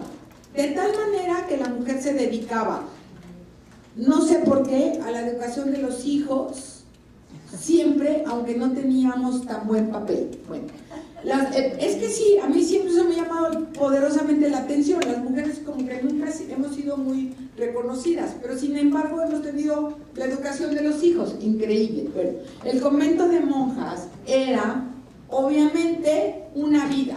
Si ustedes han tenido la oportunidad de leer un libro que se llama Las trampas de la fe, del señor Octavio Paz, bueno, ahí entienden esto perfectamente bien. ¿Cómo vivían las monjas? Hay de monjas a monjas también, no nos queramos mezclar. Para tú ser monja tenías que dar una dote. Esa dote iba para poner un departamento. En el departamento podías tener sirvientas, las niñas que les decían que eran las que trabajaban. Entonces, la verdad, debe de haber sido una forma muy espiritual de vivir, pero también debe de haber sido un chismorrajeo. Piensen 300 mujeres juntas, sin salir. Entonces, esto hay mucho. Claro, en la actualidad se han encontrado en las paredes, lapidados, muchos fetos. Lo entiendo. La honra de la familia estaba en la honra de tu mujer y de tu virginidad. En el momento que se te ocurría cometer un pecado de esta índole, te metían al convento para que no fuera notorio. Entonces, es un micromundo, ¿sí? Este microcosmos, hay un mundo jerárquico piramidal y la enseñanza de la vida contemplativa. Muchos de estos conventos son los que van a hacer los dulces, los que van a coser, las que van a hacer muchas cosas bien padres que ahorita les vamos a ver. Las costumbres, bueno, las mujeres casi no salían, podían salir a la iglesia a hacer una visita, ¿sí?, especial, o a comprar el súper. Por supuesto, iba ella con alguien que la acompañaba, jamás sola. Entonces, pasaban el día, muchas de ellas, en el balcón, enterándose de la vida del diario y platicando, pobres gentes, ¿no? Charlaban con los traseros, se encargaban de la administración del hogar, eran consideradas, bueno, ya se los dije, iban a las escuelas de las señoritas. Estas son las criollas, estas son las mujeres, digamos, de la clase alta, pero también había mujeres que trabajaban todo el día, que eran las que trabajaban en las casas, en las haciendas y en sus casas además, ¿verdad? Entonces, aquí, vean el chisme, esta es la señora, aquí está el toro, ¿qué culpa? Este es el pueblo. Vean cómo ella vendía sus productos. Estas son las formas de vestir, esta es otra forma de vestir. Uno podía ver venir a uno y decía, ay, ese es un chinaco, por cómo se vestía. Ay, esa es una charra, por cómo se vestía. Muchas de las cosas que se oyen en las películas, sobre todo de Pedro Infante y de Jorge Negrete, son estos términos. Esta es una pintura muy famosa. Bueno, este es el pueblo, así caminaban. Ella, que iba a misa, tapada, cubierta, porque estas son las buenas costumbres de una linda niña que siempre va acompañada. Pero también hay gente del campo que le está echando el ojo malamente, ¿verdad? Y cómo había trabajos de todo. Vean cómo él está vestido diferente de él. Entonces, esta es el México, esta es la sociedad que se está creando. Esta gente que tenía una vida bastante, digamos, aburridona, sí, había también fiestas públicas y fiestas privadas. Las fiestas públicas normalmente eran religiosas. La peregrinación, la fiesta de la Virgen de Guadalupe, de Santiago, o sea, todas eran religiosas. Para estas fiestas se hacía una conmemoración gigante. Estas conmemoraciones eran, hacían arcos de flores, tiraban flores en el suelo, y había también, además de religiosas, por ejemplo, la llegada de un virrey, la despedida de un virrey, el santo del virrey, el cumpleaños del virrey. Entonces se hacía una fiesta y se hacía esta fiesta. Muchas veces podían estas fiestas terminar en corrida de toros, en carreras de caballos, o en representaciones teatrales, normalmente religiosas. ¿Sí? Entonces, había estas festividades. Había también convites privados, chiquitos, ¿sí? Y cuando hacía esto, había bailes de conjunto, no de pareja, de conjunto, todos hacia alrededor, el minué y estas cosas, ¿no? Entonces, siempre eran serios, siempre eran tiesos y siempre eran no muy alegres. Este sería un convite. Aquí está el sacerdote, aquí está la fiesta. No había una relación tan estrecha, sobre todo con la mujer, porque no era muy bien vista. Esto va a cambiar terriblemente en el siglo XVII. ¿Cuándo? No es cierto, en el siglo XVIII. Cuando en el siglo XVIII se cambia la dinastía por la dinastía Borbón, en 1715 llega a gobernar, bueno, ya se establece la dinastía Borbón, que es la dinastía francesa, a gobernar lo que había sido la dinastía Habsburgo, que era esta seriecita, tapados todos, así seriecitos. Bueno, los franceses digamos que son un poco más relajados, y esto va a permitir que se empiece a relajar, a lo mejor muy tardíamente, pero empieza a haber un relajamiento en las costumbres de la colonia. En estas sociedades hay salones, hay tertulias. ¿A dónde iba el padre Hidalgo? A las tertulias, ¿sí? Se abrieron casas de trucos, billares, había una vestimenta más llamativa, más extravagante, más francesa, no con tanto cuello, más escotado, ¿sí? Empieza a haber un cambio muy importante. Hay música por todos lados que tú vas. Y los bailes empiezan a ser de pareja, ¿sí? Ya te tocan las manos. Hay un cambio. Y yo creo que el cambio se va a ver mucho cuando vean la independencia de México, porque entonces tenemos mujeres que sí van a participar en la independencia, porque vivieron en esto. Si hubieran vivido en el siglo XVI, les puedo asegurar que ni siquiera se hubieran aparecido. Todas estas tradiciones, todo esto, va a crear un sincretismo maravilloso que vivimos todavía. Este sincretismo, bueno, obviamente lo vamos a ver en muchísimas cosas. Creo, aquí en Nuevo León, hace algunos años que esto no se practicaba y ahora es cada vez más común poner esto que se llama el altar de muertos. ¿Por qué se llama sincretismo? Porque obviamente se supone que estamos haciéndolo de la manera católica, de la manera cristiana.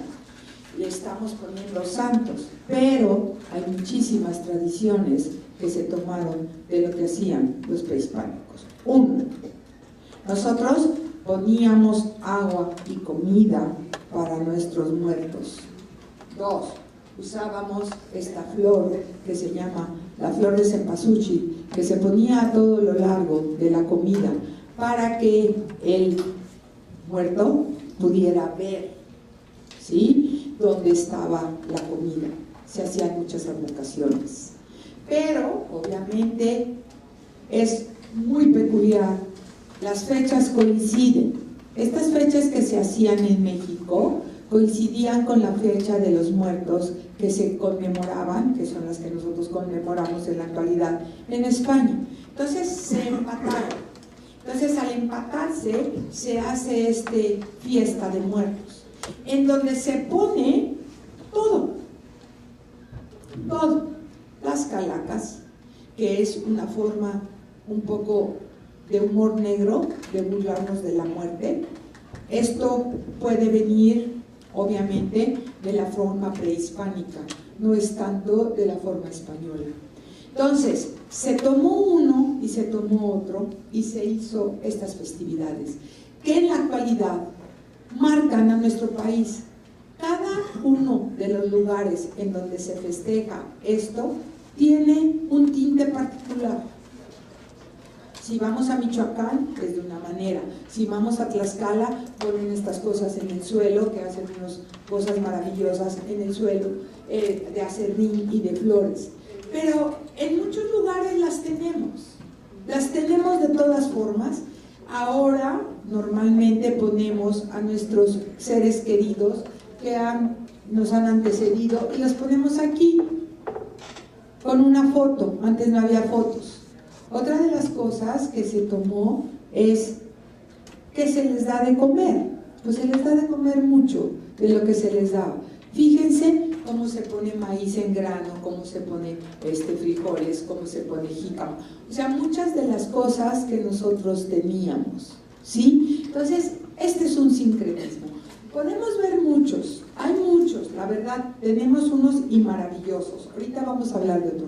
En Oaxaca hay dos iglesias que los que ustedes nos hayan tenido la oportunidad de ir, este se llama Carmen el Alto, esta se llama Carmen el Bajo, ¿sí? Esta iglesia, esta conmemora una tradición ancestral de una diosa que se llamaba Centeotl.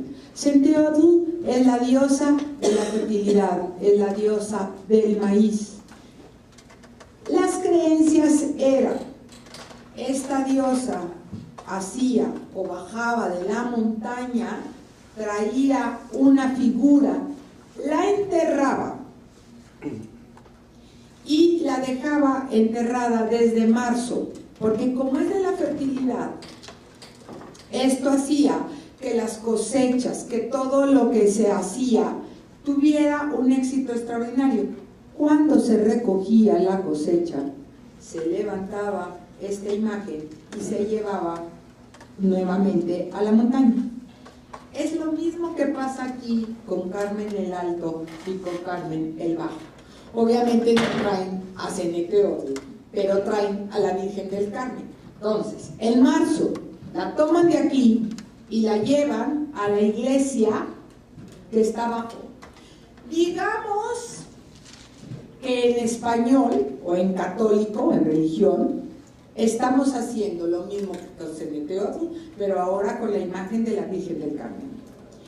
La festividad es tan importante en la actualidad que escogen a una diosa Centeotl, que es una mujer oaxaqueña que representa a estas tribus y la consideran la diosa, por eso la ponen llena de flores, porque es marzo, es la primavera, es el nacimiento, es el resurgimiento. Así es en la mitología griega también. Entonces, estas cosas, estos sincretismos, los tomamos, los hacemos nuestros, los hemos formado. Y yo creo que donde se ve más enormemente es en la gastronomía.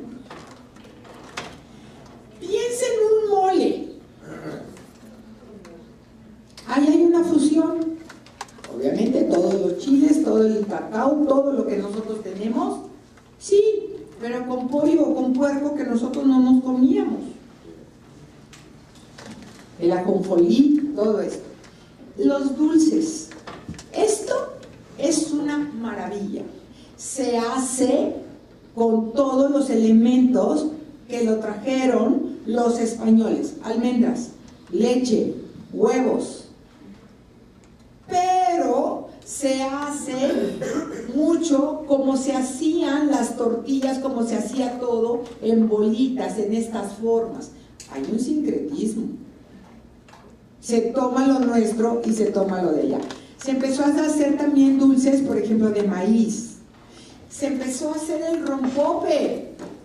Las monjitas son las mejores. En la actualidad, la gente que viajamos a Puebla o que viajamos a Saltillo, todo el mundo vamos a comprar dulces de las monjas. Son de aquí, de esta época. Son, obviamente, hay un barroquismo, se empieza a fusionar, por eso se llama comida fusion, ¿no? Es una fusión, ¿sí? ¿Quién no ha comido una torta? Pues si no tuviéramos bolillos, la seguiríamos comiendo con la tortilla, no fuera esa. Pero el pan no lo trajeron, el pan de muertos. Para nosotros es una tradición, es la tradición de los muertos, que si son los huesitos, que si aquí está la... Todo viene así. El arroz, ¿sí? Este arroz que le da tanto sabor, que ahora lo llamamos hasta arroz mexicano, porque le ponemos muchas cositas, ¿no? Y le ponemos chilito y también le llamamos arroz poblano, pues el arroz no lo teníamos. Entonces, esto es el México que se forma. Por eso la organización social es tan importante. Yo creo que esta organización social, no solo tenemos gastronomía, no solo tenemos una maravillosa arquitectura, una maravillosa, pues muchas muestras de arte. Yo creo que lo más importante es la creación del nacionalismo o de las naciones. Todo esto que hemos hablado da lugar a un sinnúmero de naciones que nacen precisamente aquí. Una de ellas es la mexicana. No somos ni aztecas, pero tampoco somos españoles, tampoco somos negros. Algunos tenemos más o menos mezclas, pero somos esto. Y se ve en nuestro día a día. Tenemos muchas palabras náhuatl que todavía seguimos utilizando. Como tenemos palabras árabes que forman parte de nuestro vocabulario porque vinieron con los españoles.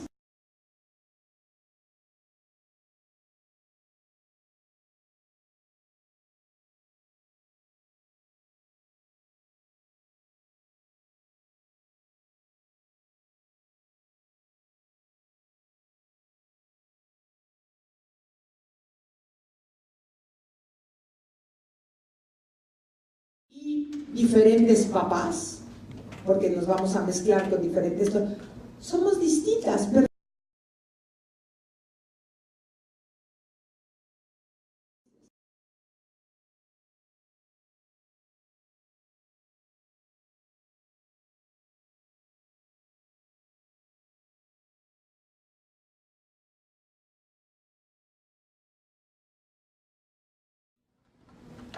entonces esto nos debería de identificar un poco más. Sin embargo, esto también hace que seamos más diferentes. La lejanía, la forma en que nos hicimos, la forma en que nos esto. Si lo vemos en nuestro país, dentro de nuestro país, pues con más ganas lo vamos a ver dentro de América. Entonces, creo que esto sería la organización social tan importante que existió en el virreinato. Estratificada, muy estratificada, que va a costar mucho trabajo. Esta organización, este sistema social va a crear un nacionalismo antes que el mexicano, que se va a llamar el criollismo. Primero vamos a ser criollos y luego vamos a ser mexicanos. Bueno, pues muchas gracias. Si tienen alguna duda, con muchísimo gusto. Muchas gracias.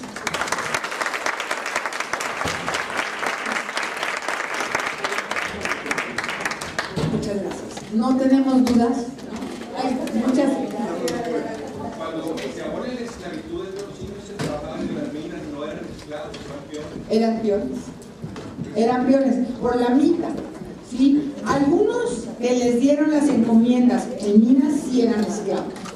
La verdad es que yo creo que la esclavitud la abole otra vez Hidalgo. Por algo Hidalgo rompe las cadenas y dice, ¿no? Porque yo creo que así existía. Bueno, ¿alguien más? ¿No? Sí, nada más aquí en Nuevo León o en Saltillo específicamente hubo negros esclavos. No, aquí no llegaron tanto. Lo que pasa es que, bueno, Nuevo León, en especial Monterrey, fue una ciudad que le costó muchísimo trabajo desarrollarse. Por muchas cosas, ¿no? El clima, si usted quiere, lo que usted quiera, pero sobre todo por el ataque constante. Entonces, creció, realmente Monterrey crece, pues yo creo que en el Porfiriato, menos, con Vidal. A partir de 1850 aquí se empieza a expandirse, pero no, les costó mucho trabajo, eran muy pocos. Realmente lo que más se desarrolló fue Linares, ¿ok? Por eso la nobleza, es que esto no se debe decir, de Monterrey viene de Linares. O sea, la gente más antigua, la gente de mayor abolengo, la gente de más tradición, como familias, vienen de Linares. Aquí, sí.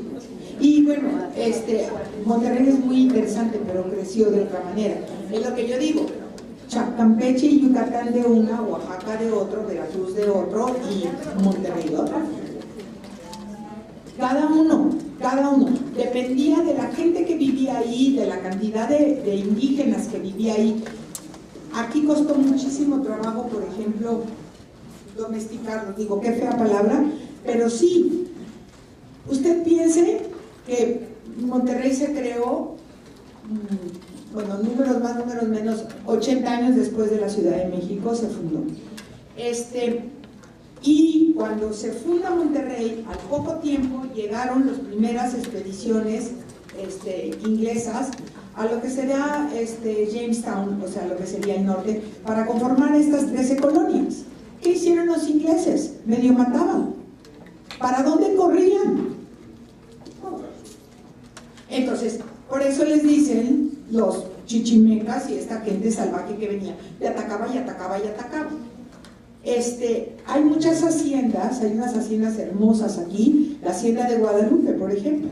Usted la visita, que depende de la universidad, está por Mina, un poquito más por acá. Usted la ve y parece una fortificación. Hay hasta túneles por abajo. Entonces, estas cosas las tenemos que entender por donde vivíamos, por donde, cómo se desarrolló esta ciudad. Entonces, pues sí, empieza a tener más fuerza a mediados del siglo XIX, mucho más, con Vidaurri. Vidaurri, aunque mucha gente no lo quiera, yo creo que es un extraordinario plan. Sí, pero bueno, muchas gracias. ¿Alguien más? Mande usted. ¿No? Bueno, pues nos vemos dentro de un mes. Muchísimas gracias. Los esperamos la próxima vez. Nacidos en España. Los criollos, que son los hijos de estos peninsulares nacidos en América. El lugar de origen de las personas da un lugar de preeminiscencia en la sociedad. La otra es la cobriza, que somos, bueno, los indígenas que eran de este país. Ellos les llamamos indígenas o les llamamos indios. Y la otra es la negra. Esta negra que les vamos a llamar bozales a los nacidos en África y ladinos a los nacidos en América. Esto es determinado por el lugar de nacimiento. El lugar de nacimiento va a determinar no solamente la clase social, sino también el desarrollo económico, dónde vas a trabajar, qué es lo que vas a hacer, cuáles son las oportunidades que tienes, hasta la educación, como vamos a ver ahorita. Hacia 1570 se calcula que habitaban en la colonia 3,5 millones de personas, de los cuales 30,000 exclusivamente son españoles, negros y mestizos 25,000 e indígenas 3,445,000. Quiere decir que la población más grande seguía siendo la indígena. A finales de la colonia, digamos a finales del siglo XVII, había 1 millón de españoles, mestizos y castas 1,338,000 e indios 3,676,000. Por supuesto, la clase que menos creció fue la indígena, y por supuesto que creció menos porque hubo una debacle terrible contra este grupo social. Ahorita lo vamos a ir viendo. De tal manera que, si como vemos en esta pirámide, estamos divididos, ¿sí?, socialmente. Los indígenas nobles tenían los mismos derechos o las mismas, pues digamos, prestaciones que tenían los españoles. Les permitían vestir a la usanza europea. La demás gente no, por eso tenemos tantas castas, ahorita lo vamos a ver. les permitían portar armas y montar a caballo, cosa que estaba prohibido para todos los demás. Nosotros hemos visto muchas películas todavía donde el hombre va arriba de un burro y la mujer va caminando, pero no va arriba de un caballo. El elevado nivel educativo y cultural a estas personas se les permitió anexarse. Uno de estos casos o de estos que podemos tener todavía conciencia son los hijos de Moctezuma y en muchas ocasiones las princesas tlaxcaltecas. Los hijos de Moctezuma, ahorita les voy a hablar un poquito de ellos, todavía hay descendencia. Hay una demanda que tenemos el país donde los descendientes. Buenos días. Corre porque nos tocó un accidente, pero ya llegamos. Nos toca, el tema de hoy es la organización social en la Nueva España. Ana, en la clase anterior, habló sobre la política y la economía de este país. Una de las cosas muy importantes en el patrón de conquista española, yo lo puse en inglés y en español porque es más fácil acordarnos de las 3 Gs. Las 3 Gs es God, Gold y Glory. Creo que van en ese orden en la cabeza, pero a la hora de ponerlo en práctica no es así. Los españoles cuando llegaron a América, por supuesto, bueno, venían buscando muchas cosas, pero yo creo que venían buscando oro, venían buscando gloria y el estandarte era Dios. Entonces, esto va a establecer un patrón en la forma social y en la forma política y económica de este país. En lo social, como seguramente les explicó Ana la clase pasada, es imponer una cultura. En el caso de la conquista española hay una yuxtaposición, traen una cosa e imponen otra, la sobreponen en una sociedad que existía, una sociedad muy bien desarrollada, una sociedad, pues digamos, también muy escalonada como se va a dar aquí. Pero imponer esta cultura la van a hacer de una forma, pues digamos, especial. En la colonización española sí hay mestizaje y este mestizaje es lo que va a dar lugar a las diferentes clases sociales que se van a dar en México. Pero también hay un sincretismo fuertísimo en esta región, que es con lo que voy a tratar de terminar la presentación de este día. Entonces, para iniciar, la sociedad novohispana, obviamente, que estaba conformada por estos pueblos tan establecidos, con una civilización y una forma de vida tan estable, a la hora de mezclarse y a la hora de haber una sobreposición, pues muchos de estos pueblos van a dejar de aparecer y van a dejar de existir. Y esto es lo que va a dar lugar, bueno, a esta nueva sociedad que somos nosotros. La organización social en América está compuesta básicamente por 3 razas. La blanca, que obviamente es la denominada de los peninsulares o de los europeos, necesariamente contra la corona. O sea, en muchas ocasiones, y yo me he preguntado si todos los indígenas sabían que había un señor que se llamaba Carlos V, o si luego un señor que se llamaba Felipe II. Yo creo que más bien las rebeliones que hubo fueron contra los gobernantes directos del lugar donde estaban, por hambre, por sequía, porque había una inundación, porque no tenían buenas prestaciones, porque vivían mal.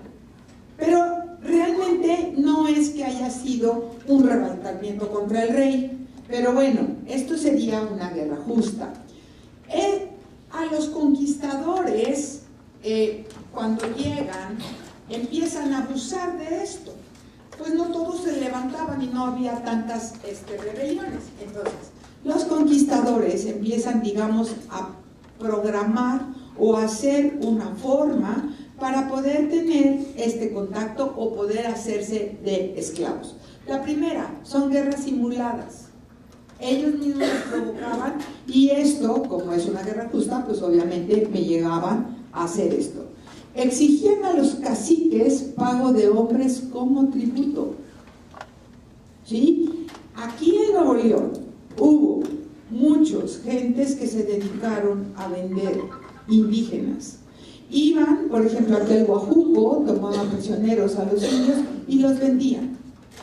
¿Sí? Muchos se iban también a las Antillas, y se iban a las Antillas porque la situación en las Antillas era deplorable. Realmente los españoles casi exterminaron a toda la población de antillana, entonces tenían que repoblar para poder tener mano de obra, entonces muchos de los de aquí se fueron para allá. Entonces, trabajaban para ellos en las minas y en la tierra, o los vendían, ¿sí? Obviamente esto, al traerlo yo como esclavo, yo era dueño de tú y te puedo vender o te puedo exigir que trabajes. Hay un tráfico terrible de esclavos. El precio por indígena era de 4 pesos. El negro valía 50 o 60 veces más, ¿sí? La esclavitud se terminó de facto en 1530. Por supuesto, se dio en muchas ocasiones. Una de las formas en las que el español organizó la llegada, cuando los españoles llegaron aquí, yo creo que es, como debe de haberlo dicho Ana, yo creo que Hernán Cortés, sí, efectivamente es un gran conquistador, sí, efectivamente nos medio mató, pero creo que también es un gran administrador. Tuvo que reorganizar, yuxtaponiendo esta sociedad de la que hablábamos, yuxtaponiendo sus leyes, yuxtaponiendo su forma de gobierno. Era la forma que él conocía, pero obviamente uno de los problemas más serios es de Moctezuma están poniendo una demanda a México porque no les ha pagado todo lo que le debemos, ¿ok? Entonces, quiere decir que hay gente que todavía se siente descendiente de esto y le da orgullo porque a otras gentes no les daba. Y, por ejemplo, las princesas tlaxcaltecas. Muchas de las princesas tlaxcaltecas fueron esposas de los grandes líderes o de los grandes conquistadores. En Guatemala encontramos todavía sepultada a una mujer que se llama María Luisa de Xicoténcatl. Xicoténcatl era la familia de los tlaxcaltecas. Uno de ellos se opuso terriblemente a la anexión con los españoles, los otros no. Entonces, como había que agradar a estas personas que fueron mis aliados y de alguna manera fueron los que me ayudaron a hacer la conquista, permito que estas mujeres se casen con estos hombres para empezar una vida mejor. Obviamente, el estar casada con un conquistador, bueno, les repercutía en todo. Esto va a asimilar muchísima, digamos que la desaparición de la nobleza indígena, porque claro, las mujeres, los hombres, ahorita vamos a ver unos que van a aparecer ahí también, van a desaparecer porque cuánto más se puede negociar. Van a desaparecer hasta los nombres. Muchos de los nombres que nosotros conocemos, por ejemplo Moctezuma, en este caso va a empezar a ser tomado como si fuera un apellido. Entonces se empieza a determinar un linaje. Este linaje es lo que se va a empezar a hacer aquí. Obviamente este grupo, los españoles, los nobles indígenas, tienen una preponderancia y estarán en la parte superior, cada uno en sus diferentes ámbitos.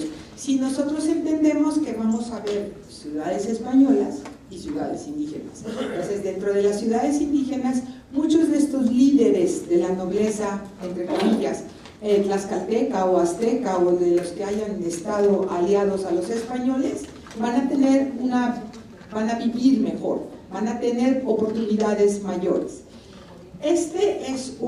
Me voy a parar un minuto.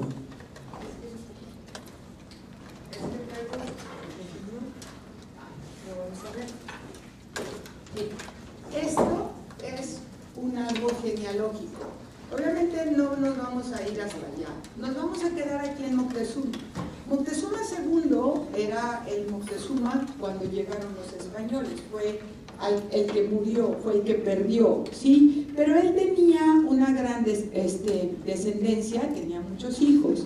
Una de las hijas, la más importante, que en náhuatl se llama Miahuasoshi, pero también Cupixco, hay otros que le llaman así, pero en el idioma castellano, cuando llegaron los españoles y nos bautizaron a todos, le van a llamar Isabel. Entonces, esta Cupixco, esta Isabel, ¿sí? Bueno, la historia cuenta que tuvo varios maridos, tuvo 2 maridos realmente españoles, y de ahí hay una descendencia, pero el que a nosotros más nos importa es Hernán Cortés. Se supone que en un momento determinado, ella, que era una mujer muy, muy hermosa, era la hija, era la princesa azteca, la princesa, la hija del gran Moctezuma. La casaron primero con Cuitláhuac. Cuitláhuac muere a los días, se casan posteriormente con Cuauhtémoc lo matan, y entonces queda viuda. Cuando ella se ve viuda, se ve acechada, o sea, la historia cuenta que Hernán Cortés la violó o cuando menos abusó de ella. De esa relación tienen una hija que se llama Leonor Cortés Moctezuma. Esta descendencia sigue prevaleciendo en España. Todavía se dicen descendientes de ellos y llevan los 2 apellidos. Entonces, lo que a nosotros nos interesa aquí es esta muchacha que en un momento dado ella la repudia, se la da a Hernán Cortés. Hernán Cortés la va a criar, obviamente como pudo, ¿sí? Esta niña se casa con un español y su vida termina en España. Entonces, quiere decir, si hubiera sido hija o Hernán Cortés hubiera violado a una mujer del pueblo, seguramente no sabríamos, ni siquiera sabríamos de su descendencia. Pero como esta mujer es una mujer de la nobleza, tenemos constancia de ella. El otro hijo, bueno, tuvo muchos hijos de Hernán Cortés, pero el otro hijo importante que tuvo es el que tuvo con la Malinche. Y con la Malinche tuvo a un niño que le llama Martín Cortés. Y este niño Martín Cortés, digamos, conocidos, no quiero decir que no haya más, debe de haber habido muchísimos más, pero ella y Martín Cortés, digamos, son los 2 primeros mestizos conocidos en la historia de este país conquistado por los españoles. Entonces, ¿qué condiciones de vida tiene cada grupo? Por supuesto, las condiciones de vida que tenían tanto los principales indígenas como los españoles y los criollos, de ninguna manera es la misma que el grupo indígena.